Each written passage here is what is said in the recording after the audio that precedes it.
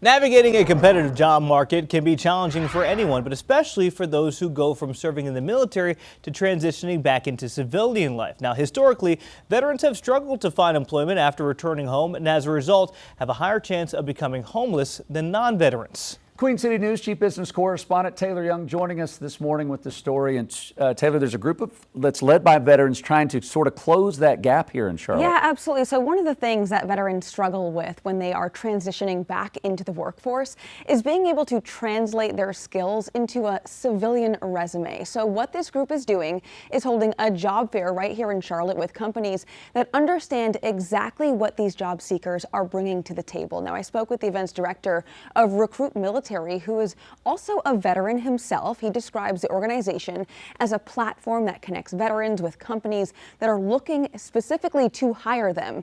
They do this through networking events and job fairs like the one happening tomorrow in Charlotte. Right now, over 50 companies sprawling nearly all industries will be there, including Wells Fargo, Toyota, and Alltech.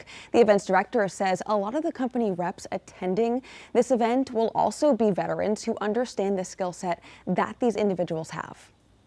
They're specifically seeking out. That is exactly why they come to our job fairs, because they understand why veterans are high in demand in the workforce, because they bring that leadership aspect, they bring that teamwork, and then I mean, as far as like workplace culture, that's where it's at, right? Like you want veterans on your team. Now, the job fair is being held tomorrow from 11 to 3 p.m. at Bojangles Entertainment Complex. Organizers of the job fair say there are about 13,000 jobs available with attending organizations, and attendees should expect at least 2 job offers by each organization. So a lot of opportunities available out there for veterans right now. That sounds great. And Taylor, we know the national unemployment rate increased last month.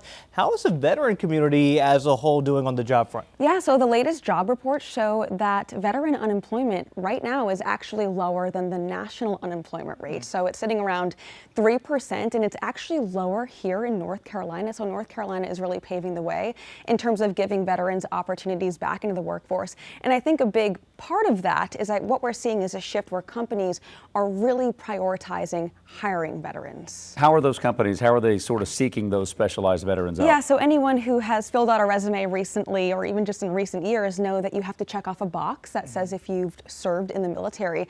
So what we're seeing is more companies really paying attention to that. According to a survey by Career Builders, 2 in 5 companies are looking specifically to hire vets, and 48% of employees pay more attention to applications or applicants if they check off that box. So again, we are seeing a shift. Historically speaking, veterans have struggled to re-enter the workforce, but again, I think groups like this are really kind of pointing out to companies the exact skill sets that can translate into civilian life.